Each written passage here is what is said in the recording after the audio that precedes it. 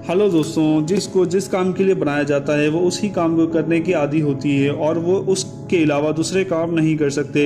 जैसे कि हमारे एरोप्लेन्स, उनको उड़ने के लिए बनाया गया है, तो इनका काम है उड़ना, ना कि ज़मीन पे खड़े रहना। और अगर ये एरोप्लेन्स उड़ेंगे नहीं तो बहुत जल्द ख़राब हो जाएंगे। जैसे कुछ लोगों को घूमना बहुत पसंद है और कुछ लोगों को घूमना बिल्कुल पसंद नहीं।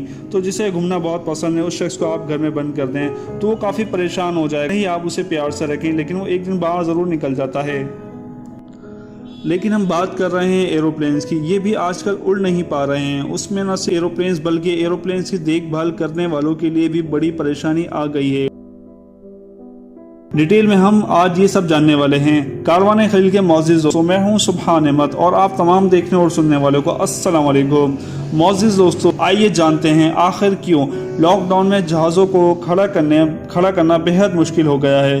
दोस्तों, एरोप्लेन का इन्वेंशन 1903 में हुआ था और फर्स्ट कमर्शियल फ्लाइट 1 जनवरी 1914 को ऑपरेशन में आई थी। तब से लेकर ये ट्रांसपोर्ट का नया तरीका काफ़ी तेज़ी से दुनिया भर में पॉपुलर होता चला गया। इस वक्त दुनिया में लगभग 10,000 पैसेंजर सर्विस वाले एयरपोर्ट्स हैं और टोटल एयरपोर्ट्स 40,000 से भी ज़्यादा हैं। फास्ट और सेफ ट्रैवल करने का ये तरीका अब काफ़ी इम्पोर्टेंट भी गया है। लेकिन जब से कमर्शियल एरोप्लेन्स ने उड़ान भरना स्टार्ट की है, तब से लेकर कभी भी ऐसा नहीं हुआ जो अब हो रहा है।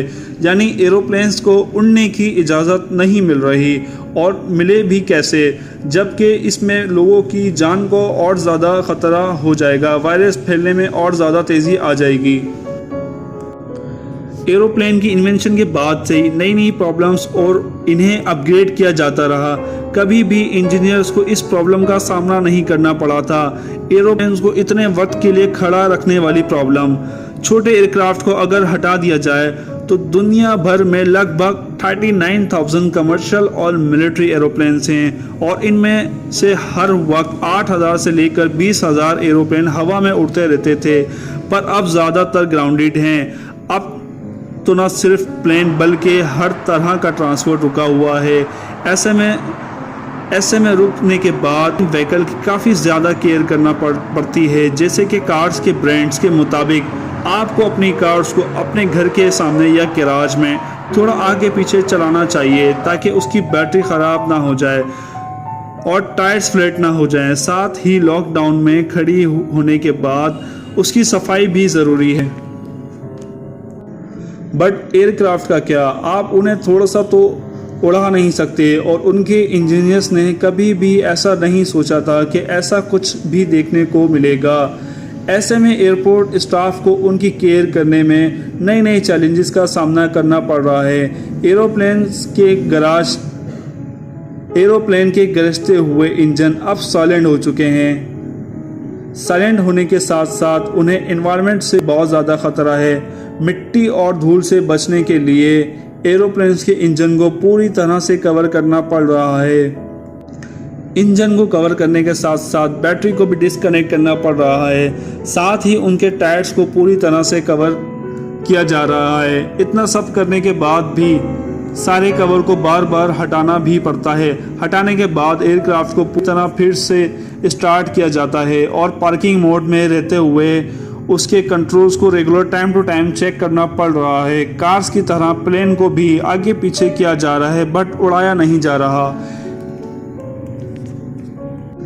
इसके अलावा उनके अंदर की सफाई का भी ध्यान रखा जा रहा है।